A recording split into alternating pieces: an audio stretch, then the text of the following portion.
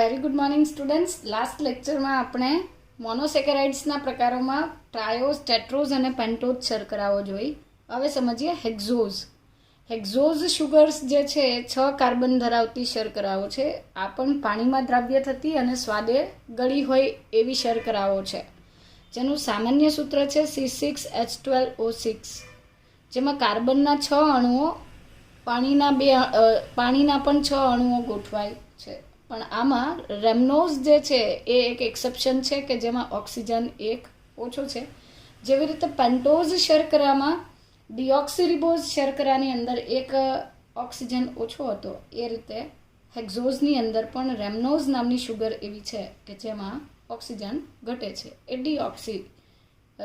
ડીઓક્સીમેનોઝ છે એવું કહી શકાય.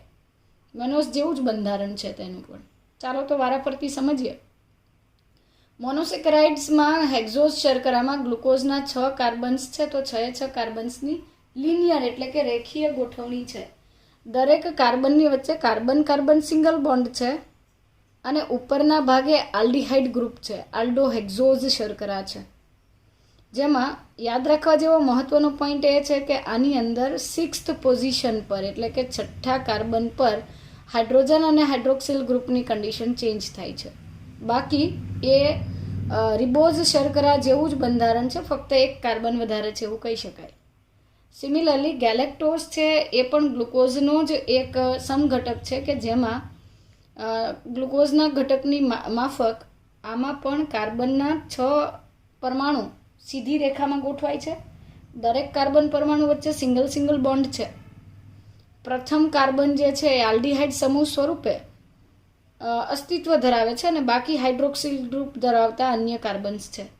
જેમાં ગ્લુકોઝમાં ફક્ત 3rd કાર્બન પર પોઝિશન ચેન્જ થતી હતી, હાઇડ્રોજન અને હાઇડ્રોક્સિલની.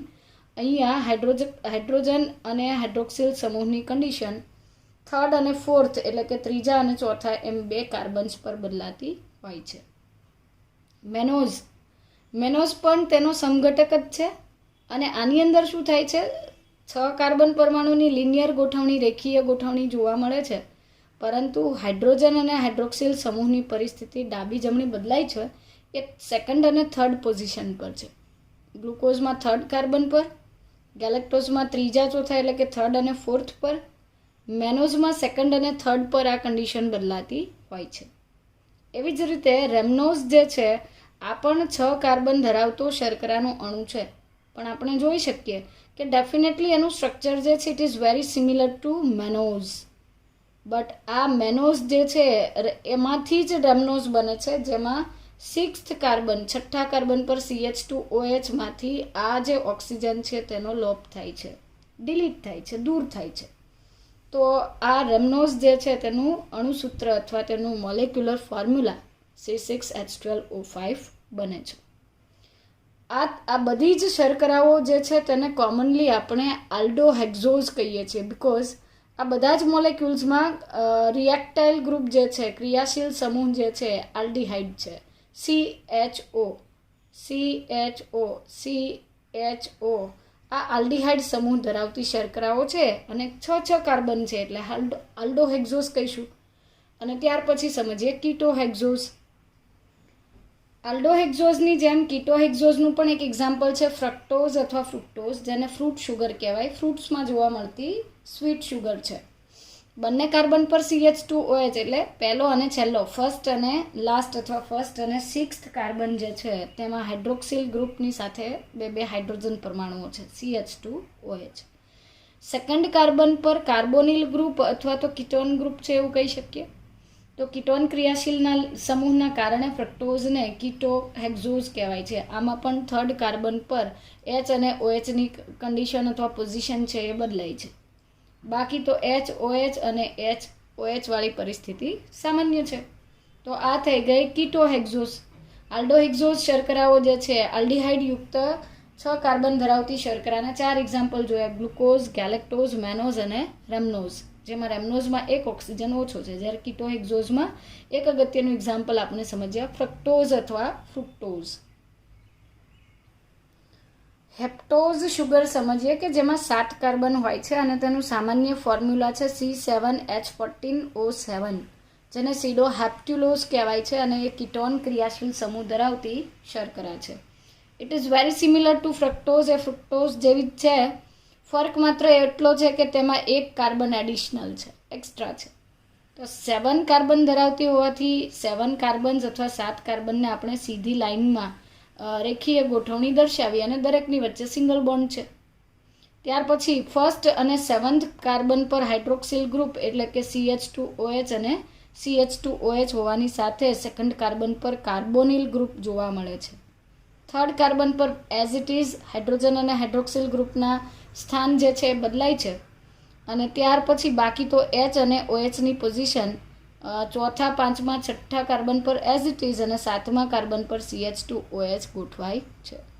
તો આ થઈ ગયા રેખીય બંધારણો. અને ત્યાર પછી સમજીએ આપણે સાયક્લિક સ્ટ્રક્ચર્સની વાત કરીએ અથવા ચક્રીય બંધારણોની વાત કરીએ તો સામાન્ય રીતે ગ્લુકોઝનું ચક્રીય બંધારણ કેવી રીતે દોરી શકાય એ હાવર્થે દર્શાવ્યું હતું.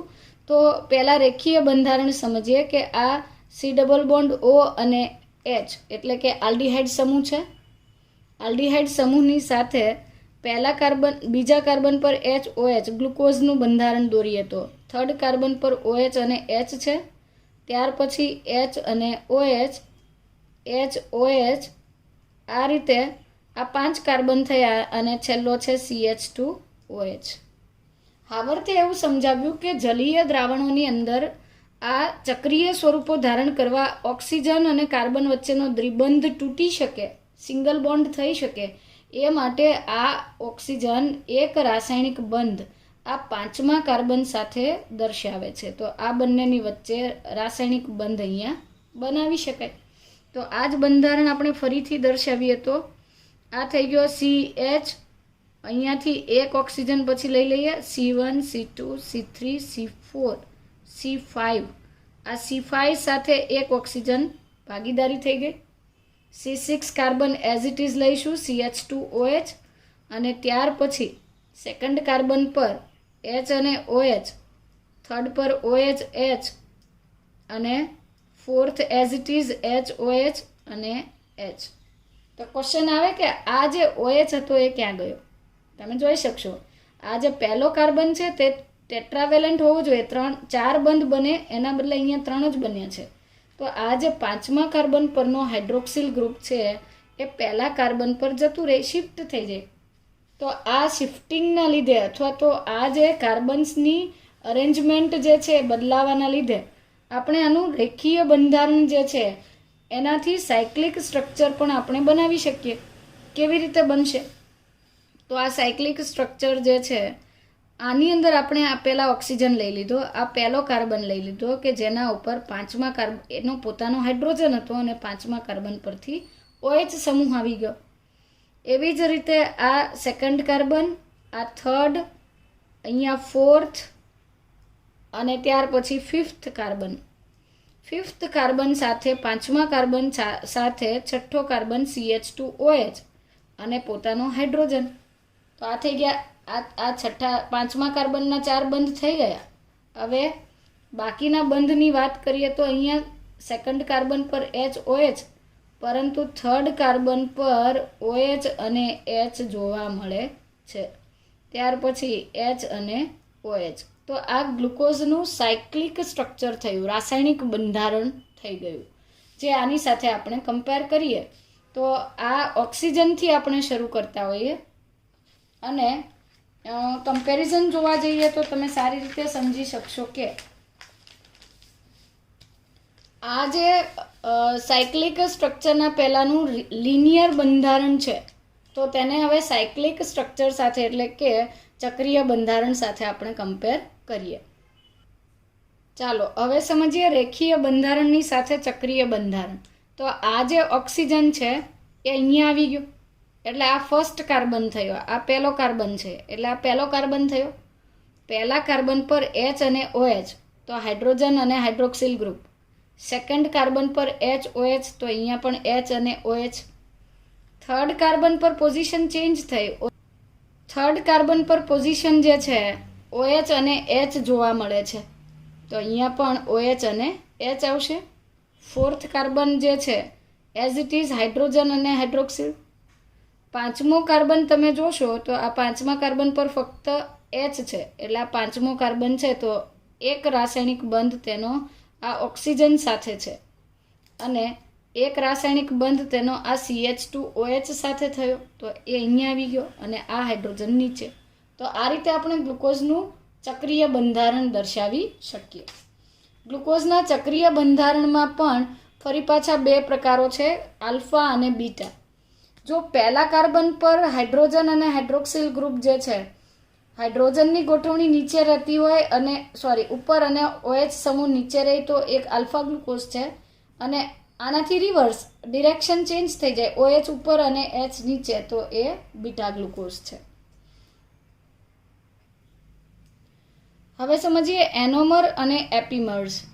In aqueous solution glucose occurs in cyclic structure, એટલે કે ગ્લુકોઝ જે છે એ પાણીના જલીય દ્રાવણમાં, એક્વિયસ સોલ્યુશનનો મતલબ છે જલીય દ્રાવણમાં, તે ચક્રીય બંધારણ તરીકે અસ્તિત્વ ધરાવે છે.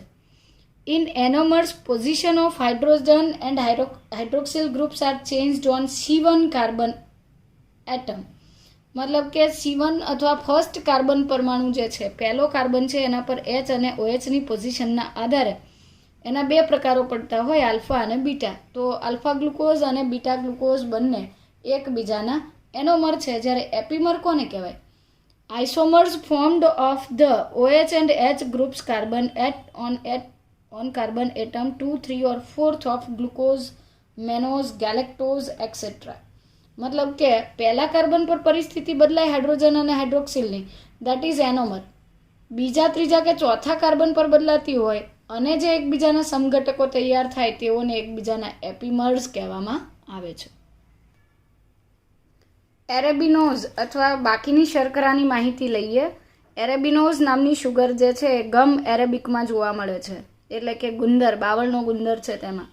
ગ્લુકોઝને ડેક્સ્ટ્રોઝ પણ કહેવાય છે. ફ્રક્ટોઝ જે છે એ ફ્રૂટ શુગર છે કે જે મોટા ભાગે લીવો રોટેટરી હોવાથી તેને લેબ્યુલોઝ કહેવાય છે અને ગ્લુકોઝ છે ડેક્સ્ટ્રો રોટેટરી છે એટલે તેને ડેક્સ્ટ્રોઝ કહેવાય છે. લીવો મતલબ ડાબી બાજુ પ્રકાશના સમતલને તે ફેરવે છે અને ડેક્સ્ટ્રો મતલબ જમણી તરફ પ્રકાશના સમતલને તે પરાવર્તિત કરે છે. Galactose is also known as brain sugar. ગેલેક્ટોઝને સામાન્ય રીતે બ્રેઇન શુગર કહેવાય છે અને ફ્રક્ટોઝ અથવા ફ્રુક્ટોઝ જે છે એ સ્વીટેસ્ટ શુગર છે, સૌથી વધારે મીઠાશ ધરાવતી કે ગળપણ ધરાવતી શર્કરા છે. શર્કરાના મોનોમર એકમો અથવા તો મોનોસેકરાઇડ્સ સમજ્યા પછી હવે સમજીએ ડાયસેકરાઇડ્સ, એટલે કે શર્કરાના બે અણુઓ જોડાવાથી બનતી રચના. ડાયસેકરાઇડ્સ પણ વોટર સોલ્યુબલ એટલે કે પાણીમાં દ્રાવ્ય હોય છે, સ્વાદે ગળ્યા હોય છે, પરંતુ મોટા કદના હોવાથી તે બે મોનોસેકરાઇડ્સના એકમો જોડાવાથી બને છે અને એટલે તેઓ રસસ્તરમાંથી સરળતાથી પસાર થઈ શકતા નથી. તો આ બે મોનોસેકરાઇડ ધરાવતા જે ડાયસેકરાઇડ્સ છે, માલ્ટોઝ, લેક્ટોઝ અને સુક્રોઝ. મલ્ટોઝ અથવા માલ્ટોઝ જે છે એ ગ્લુકોઝના બે એકમોથી બને છે. લેક્ટોઝ એ ગ્લુકોઝ પ્લસ ગેલેક્ટોઝ છે અને સુક્રોઝ છે એ ગ્લુકોઝ પ્લસ ફ્રક્ટોઝ છે. આ ડાયસેકરાઇડમાં શર્કરાના બે અણુઓ જોડાય છે ત્યારે નિર્જલીકરણ થાય છે, ડિહાઇડ્રેશન થાય છે. નિર્જલીકરણ થતું હોવાના લીધે શર્કરામાંથી પાણીનો અણુ જે છે એ દૂર થાય છે. પરિણામે C6H12O6ના બે અણુઓ જોડાઈને ખરેખર સૂત્ર બનવું જોઈએ C12H24O12, પણ અહીંયા બને છે પાણીનો અણુ એક ઘટી જાય છે એટલે રાસાયણિક સૂત્ર બને છે C12H22O11. જસ્ટ ફોર એક્ઝામ્પલ આપણે માલ્ટોઝ નામની શુગર જે છે એ સમજીએ તો માલ્ટોઝ નામની શર્કરાની અંદર ગ્લુકોઝના બે અણુઓ ભાગ લે છે.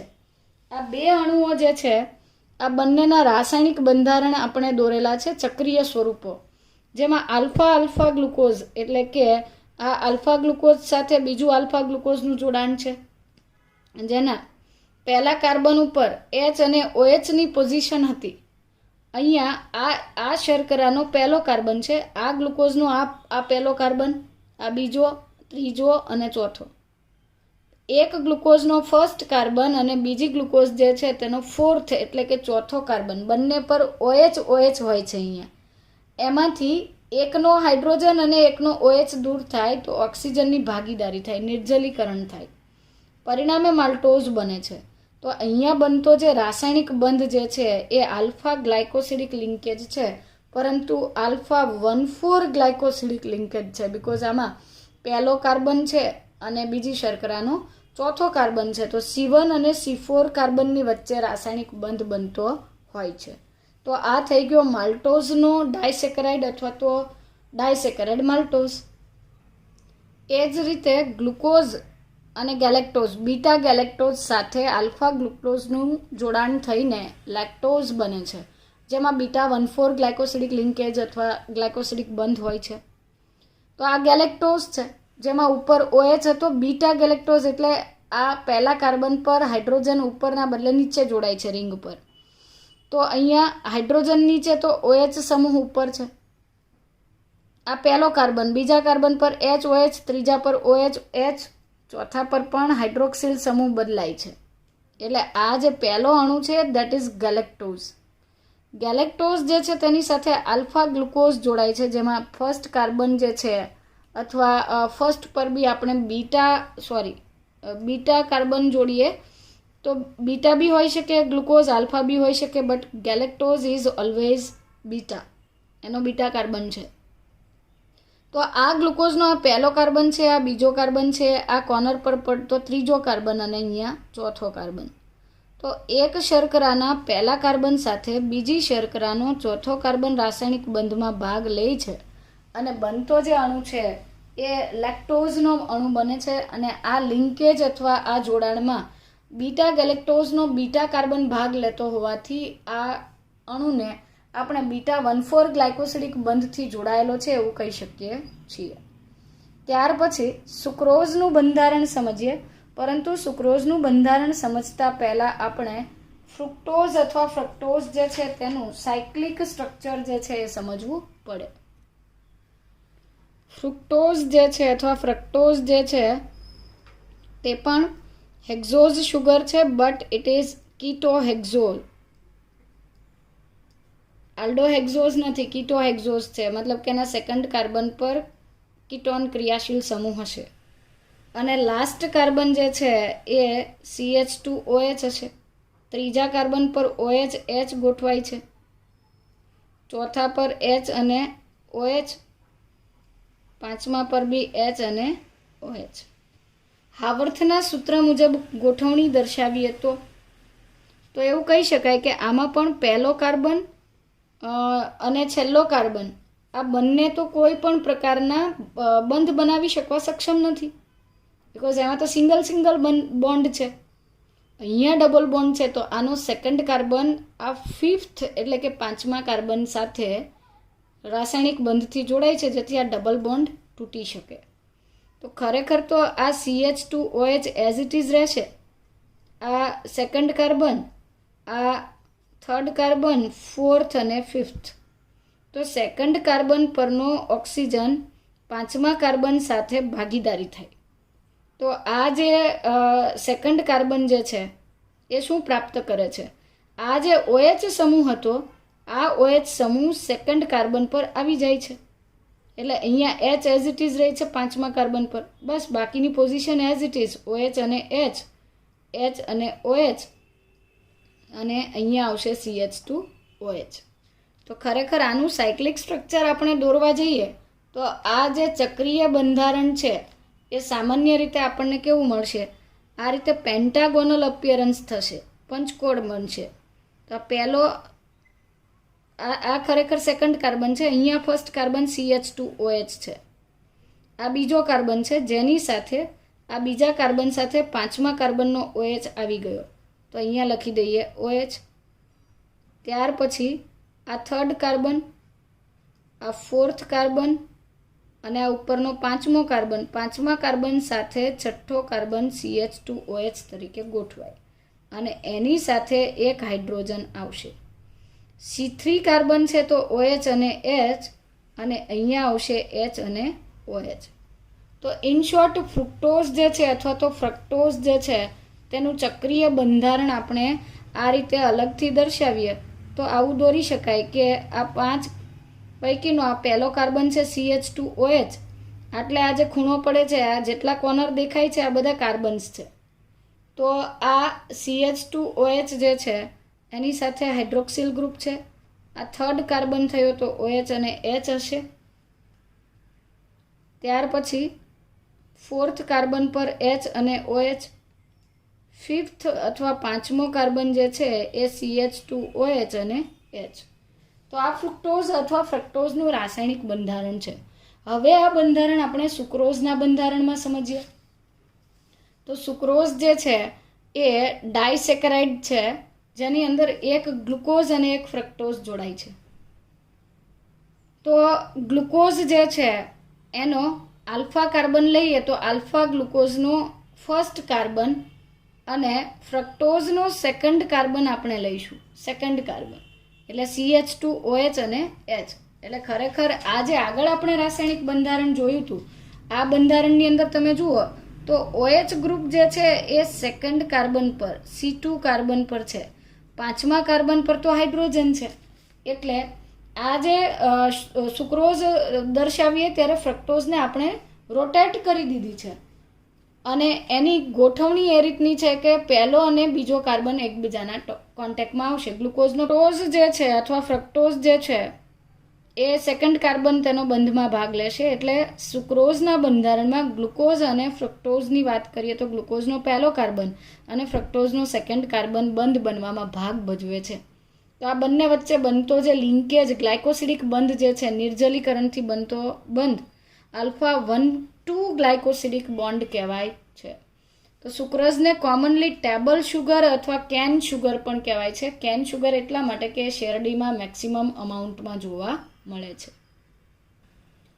કેટલીક સામાન્ય બાબતોની વાત કરીએ તો sucrose maximum lactose is present in human milk. એટલે ડાયસેકેરાઇડ પૈકી લેક્ટોઝ નામની શર્કરા મનુષ્યના દૂધમાં અપ્રોક્સિમેટલી 7% જેટલી હોય છે, જે ફક્ત મનુષ્યમાં જ આટલું વધારે માત્રા છે, બાકીના પ્રાણીઓમાં ઓછા પ્રમાણમાં હોય છે.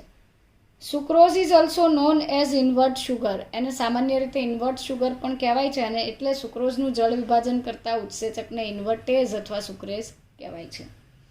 એવી રીતે બીજો એક ડાયસેકેરાઇડ છે ટ્રેહેલોઝ, જે ગ્લુકોઝના અણુઓ વચ્ચે 1,1 ગ્લાયકોસિડિક બંધથી બને છે. આ ટ્રેહેલોઝ નામની disaccharide it is present in hemolymph of insects. કીટકોના રુધિરમાં અથવા હિમોલિમ્ફમાં જોવા મળે છે, જેમાં બંને ગ્લુકોઝના અણુના પહેલા કાર્બન વચ્ચે ગ્લાયકોસિડિક બંધ બનતો હોય છે. ડાયસેકેરાઇડ પછી સમજીએ ટ્રાયસેકેરાઇડ અને ટેટ્રાસેકેરાઇડ. તો ટ્રાયસેકેરાઇડ એટલે શર્કરાના 3 અણુ, જેમ કે રેફિનોઝ. રેફિનોઝમાં ગેલેક્ટોઝ, ગ્લુકોઝ અને ફ્રક્ટોઝ આ 3 મોનોમર એકબીજા સાથે જોડાવાથી ટ્રાયસેકેરાઇડ બનતું હોય છે. એવી રીતે ટેટ્રાસેકેરાઇડની અંદર 4 મોનોમર એકમો જોડાય છે. ગ્લુકોઝ, ગેલેક્ટોઝના 2 અણુ, ગ્લુકોઝનો 1 અણુ અને ફ્રુક્ટોઝ અથવા ફ્રક્ટોઝનો 1 અણુ જોડાઈને સ્ટેક્યોઝ નામની ટેટ્રાસેકેરાઇડ બને છે. પેન્ટાસેકેરાઇડમાં 5 શર્કરાના અણુ હોય છે, જેમાં બાર્બેસ્કોઝ નામની શુગર છે. ખરેખર એ ઓલિગોસેકેરાઇડ છે. ઓલિગો મતલબ થોડા અને સેકેરાઇડ એટલે શર્કરા. થોડી શર્કરાઓ જેમ કે ગેલેક્ટોઝના 2 મોલેક્યુલ, ગ્લુકોઝના 2 મોલેક્યુલ અને ફ્રક્ટોઝનો 1 મોલેક્યુલ. તો આ રીતે 5 અણુઓ ગોઠવાય અને પેન્ટોસેકેરાઇડ બને છે. પોલિસેકેરાઇડ્સની વાત કરીએ તો અસંખ્ય મોનોમર એકમો હેક્ઝોઝ અથવા તો પેન્ટોઝના અસંખ્ય એકમો જોડાય ત્યારે પોલિસેકેરાઇડ બને. So polysaccharides are composed of large number of monosaccharide units. Monosaccharide શર્કરાઓ છે, જેમ કે ગ્લુકોઝ હોય, ગેલેક્ટોઝ હોય, ફ્રુક્ટોઝ હોય વગેરેના એકમો છે. સામાન્ય રીતે તેઓને ગ્લાયકેન્સ તરીકે ઓળખવામાં આવે છે, જેમ કે પોલિસેકેરાઇડ્સ ઓફ હેક્ઝોઝ. હેક્ઝોઝ શર્કરાના પોલિસેકેરાઇડને હેક્ઝાન્સ કહેવામાં આવે છે. એવી રીતે હેક્ઝાન્સના ઉદાહરણ જોઈએ તો મેનન, સેલ્યુલોઝ અને સ્ટાર્ચ. મેનન જે છે it is formed from mannose. Cellulose છે એ ગ્લુકોઝનો પોલિમર છે અને સ્ટાર્ચ પણ ગ્લુકોઝનો પોલિમર છે. All polysaccharides are non reducing. Non reducing છે દેટ મીન્સ કે તેઓ બેનેડિક્ટ કે ફેરલિંગ કસોટી દર્શાવતા નથી અથવા તો તેઓ વિસ્થાપન કે યોગશીલ પ્રક્રિયાઓ જે છે એમાં ભાગ લેતા નથી. પોલિસેકેરાઇડ્સના મોનોમર અણુઓના આધારે 2 પ્રકાર છે, હોમોપોલિસેકેરાઇડ અને હિટ્રોપોલિસેકેરાઇડ. હોમોપોલિસેકેરાઇડ સમ પોલિમર છે, હેટ્રોપોલિસેકેરાઇડ વિષમ પોલિમર છે. જેમ કે એક જ પ્રકારના મોનોમર ઘટકો જોડાતા હોય એવા 6 ઉદાહરણ છે સેલ્યુલોઝ, સ્ટાર્ચ, ગ્લાયકોજન, કાઇટિન, ઇન્યુલિન, ડેક્સ્ટ્રીન. જેમાં સ્ટાર્ચના બંધારણમાં 2 પ્રકારની શૃંખલાઓ હોય છે, એમાઇલોઝ અને એમાઇલોપેક્ટિન. એમાઇલોઝ અશાખિત હોય છે જ્યારે એમાઇલોપેક્ટિન જે છે એ શાખિત શૃંખલાઓ છે. તો હોમોપોલિસેકેરાઇડ અને હેટ્રોપોલિસેકેરાઇડ જોઈએ. સમપોલિમર તરીકે સેલ્યુલોઝ, સ્ટાર્ચ, ગ્લાયકોજન, કાઇટિન, ઇન્યુલિન અને ડેક્સ્ટ્રીન. જ્યારે હેટ્રોપોલિસેકેરાઇડમાં હાઇલ્યુરોનિક એસિડ, કોન્ડ્રોઇટિન, હિપેરિન, પેક્ટિન્સ અને હેમિસેલ્યુલોઝનો સમાવેશ થાય છે.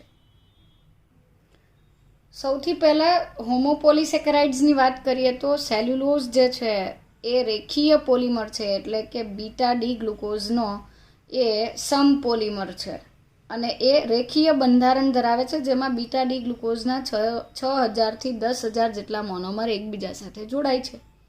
It has beta 1,4 glycosidic linkage. એ રેખીય બંધારણ ધરાવે છે અને એની અંદર બીટા 1,4 ગ્લાયકોસિડિક બંધ જોવા મળે છે. The main component of plant cell wall, એટલે કે સેલ્યુલોઝ જે છે વનસ્પતિની કોષ દિવાલનો મુખ્ય ઘટક ગણાય છે. લાકડામાં 50% સેલ્યુલોઝ હોય છે, જ્યારે કપાસમાં 90% જેટલો સેલ્યુલોઝ જોવા મળે છે. અને આ તેનું રાસાયણિક બંધારણ છે કે જેમાં બીટા ડી ગ્લુકોઝ, બીટાનો મતલબ છે ઉપર ફર્સ્ટ કાર્બન જે છે, આ પહેલો કાર્બન છે તો ઉપર OH અને નીચે H. પહેલા કાર્બનનો પહેલો બીટા કાર્બન છે અને ત્યાર પછી ચોથો કાર્બન, એટલે કે એક શર્કરાનો પહેલો કાર્બન અને પછીની શર્કરાનો ચોથો કાર્બન, આમ બીટા 1,4 ગ્લાયકોસિડિક બંધથી સેલ્યુલોઝનો રેખીય પોલિમર બને છે. સ્ટાર્ચની વાત કરીએ તો એ પણ હોમોપોલિસેકેરાઇડ છે. It is the main stored food in plants, મતલબ કે વનસ્પતિનો સંગ્રહિત ખોરાક છે અને એ પણ આલ્ફા ડી ગ્લુકોઝના અણુઓથી બનતો પોલિમર છે, જેમાં મુખ્ય 2 પ્રકારની શૃંખલા હોય, એમાઇલોઝ અને એમાઇલોપેક્ટિન. એમાઇલોઝ શૃંખલાની સૌપ્રથમ વાત કરીએ તો એમાઇલોઝ શૃંખલામાં 250થી 300 જેટલા ગ્લુકોઝના અશાખિત ઘટકો અથવા એકમો હોય છે, જેમાં દરેક એકમ વચ્ચે આલ્ફા 1,4 ગ્લાયકોસિડિક લિંકેજ હોય. તો આ પહેલી શર્કરાનો પહેલો કાર્બન છે અને પછીની શર્કરાનો આ ચોથો કાર્બન છે. પહેલા અને ચોથા કાર્બનની વચ્ચે ગ્લાયકોસિડિક બંધ બને છે અને પહેલો જે ભાગ લેતો કાર્બન છે એ આલ્ફા કાર્બન હોવાથી તેને આલ્ફા 1,4 ગ્લાયકોસિડિક બંધ કહેવામાં આવે છે. એવી રીતે એમાઇલોપેક્ટિન જે છે, એમાઇલોપેક્ટિન એ શાખિત શૃંખલા ધરાવે છે, જેમાં 30 જેટલા ગ્લુકોઝના અણુ આલ્ફા 1,4 અને આલ્ફા 1,6 બંધથી જોડાયેલા હોય છે. એમાઇલોઝ આયોડિન સાથે વાદળી રંગ આપે છે, જ્યારે એમાઇલોપેક્ટિન આયોડિન સાથે લાલ રંગ આપે છે. બટાકાના સ્ટાર્ચમાં 20% જેટલું એમાઇલોઝ અને 80% જેટલું એમાઇલોપેક્ટિન હોય છે. પરિણામે બટાકાનો સ્ટાર્ચ જાંબલી રંગ આપે છે.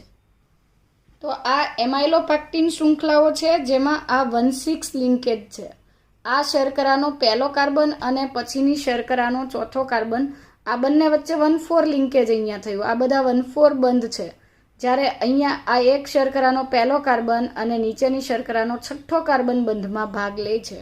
તો આ રીતે શાખિત એકમોની રચના થાય છે, જેને એમાઇલોપેક્ટિન કહેવાય.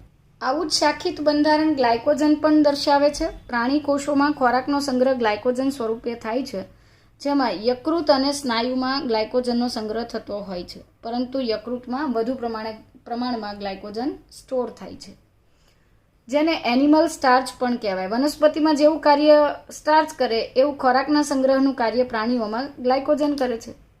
લાંબી શૃંખલામાં ગ્લાયકોજનના અણુઓ વચ્ચે આલ્ફા 1,4 ગ્લાયકોસિડિક બંધ અને શાખિત શૃંખલાના ભાગે 1,6 ગ્લાયકોસિડિક લિંકેજ જોવા મળે છે. ગ્લાયકોજન આયોડિન સાથે લાલ રંગ આપે છે, બીકોઝ એની અંદર ફક્ત એમાઇલોપેક્ટિન હોય છે, એમાઇલોઝ હોતું નથી. ફૂગમાં પણ ખોરાકનો સંગ્રહ ગ્લાયકોજન સ્વરૂપે થાય છે. ત્યાર પછીના હોમોપોલિસેકેરાઇડમાં કાઇટિન છે, જે લિનિયર પોલિમર છે, એટલે કે રેખીય polymer of N acetyl D glucosamine. તો કાઇટિન જે છે એ ગ્લુકોઝમાંથી બનતું N-એસિટાઇલ ડી ગ્લુકોઝ એમાઇન નામની શર્કરા, એમિનો શુગર જે છે એનું લિંકેજ, એમની વચ્ચે આ ક્રમિક N-એસિટાઇલ ડી ગ્લુકોઝ એમાઇન વચ્ચે બીટા ગ્લાયકોસિડિક બંધ બને છે, બીટા 1,4 ગ્લાયકોસિડિક બંધ. અને કાઇટિનને ફંગલ સેલ્યુલોઝ કહેવાય છે, કારણ કે ફૂગની કોષ દિવાલનો તે મુખ્ય ઘટક ગણાય છે. ત્યાર પછીનો પોલિસેકેરાઇડ છે ઇન્યુલિન. એ પણ રેખીય પોલિમર છે. It is the linear polymer of fructose. ફ્રુક્ટોઝના એકમો અથવા ફ્રક્ટોઝના એકમો બીટા 1,2 અથવા બીટા 2,1 ગ્લાયકોસિડિક લિંકેજથી જોડાય છે અને એ સામાન્ય રીતે ડહાલિયા અને આર્ટિચોકના રૂટ્સ અથવા તો મૂળમાં જોવા મળે છે. Dextrin is a intermediate substance in the digestion of glycogen and starch. Starch અને ગ્લાયકોજનના વિઘટન દરમિયાન બનતું આ મધ્યસ્થી સંયોજન છે ડેક્સ્ટ્રીન. હોમોપોલિસેકેરાઇડ પછીનો પ્રકાર છે હેટ્રોપોલિસેકેરાઇડ, જેમાં બંધ બનતી વખતે ભાગ લેતા અણુઓ અથવા મોનોમર ઘટકો જે છે એ જુદા જુદા હોય છે. So it is composed of different monosaccharide units. For example hyaluronic acid. Hyaluronic acid જે છે it is present in vitreous humour, એટલે કે આંખના તરલ રસ ક્વાર્ટરમાં ભરેલા તરલ રસ પ્રવાહીમાં તે જોવા મળે છે. અમ્બિલિકલ કોર્ડ એટલે કે ગર્ભ વિકાસ દરમિયાન બનતી ગર્ભના જોઇન્ટ્સ, સાંધાઓ, કનેક્ટિવ ટિશ્યુઝ એટલે કે સંયોજક પેશી વગેરેમાં તે ઘર્ષણ અટકાવતા પદાર્થ તરીકે વર્તે છે. એ ક્રમિક કોષોને જોડવામાં પણ ઉપયોગી હોવાથી તેને એનિમલ સિમેન્ટ એટલે કે પ્રાણીઓનું સિમેન્ટ દ્રવ્ય કહેવાય છે. એ 2 એકમોથી બનેલો પોલિમર છે, ડી ગ્લુકોરોનિક એસિડ અને ડી ગ્લુકોઝ એમાઇન. આની વચ્ચે બીટા 1,3 અને બીટા 1,4 ગ્લાયકોસિડિક બંધ બનવાથી હાઇલુરોનિક એસિડ બને છે. એ જ રીતે કોન્ડ્રોઇટિન જે છે એ ડી ગ્લુકોરોનિક એસિડ અને એન એસિટાઇલ ગેલેક્ટોઝ એમાઇનનો પોલિમર પદાર્થ છે, જે કાસ્થીના બંધારણમાં હોય છે. હિપેરિન રુધિર જામવાની પરિસ્થિતિમાં, એટલે આપણે સામાન્ય પરિસ્થિતિમાં રુધિર નથી ગંઠાતું, રુધિર પ્રવાહી સ્વરૂપે રહે, રુધિર વાહિનીમાં રુધિરને જામતું અટકાવતો એક ઘટક છે heparin. So it is made up of D glucuronic acid and N sulphate glucosamine. આ 2 ઘટકોનો પોલિમર છે. પેક્ટિન્સ પ્લાન્ટ સિમેન્ટ તરીકે ઓળખાય છે, જે મધ્યપટલ રચે છે. સો એ કોનો પોલિમર છે? એમાં પણ 2 મોનોમર ઘટકો મિથાઇલેટેડ ગેલેક્ટુરોનિક એસિડ, ગેલેક્ટોઝ અને એરેબિનોઝ 3 ઘટકો જોડાય છે. મિથાઇલેટેડ ગેલેક્ટુરોનિક એસિડ, ગેલેક્ટોઝ અને એરેબિનોઝ આ 3 અણુઓના જોડાવાથી પેક્ટિન્સ બને છે અને તે મિડલ લેમેલા વનસ્પતિ કોષોમાં ક્રમિક કોષોની વચ્ચે મધ્યપટલ કે જે કેલ્શિયમ પેક્ટેટનો બનેલો છે તેના બંધારણમાં હોય છે. આથી તેને પ્લાન્ટ સિમેન્ટ એટલે કે વનસ્પતિ કોષોને જોડતો પદાર્થ કહેવાય છે. વનસ્પતિ કોષની કોષ દિવાલમાં જોવા મળતો હેમિસેલ્યુલોઝ પણ વિષમ પોલિમર છે. એ મેનોઝ, ગેલેક્ટોઝ, એરેબિનોઝ અને ઝાયલુલોઝ જેવી શર્કરાના જોડાણથી બને છે.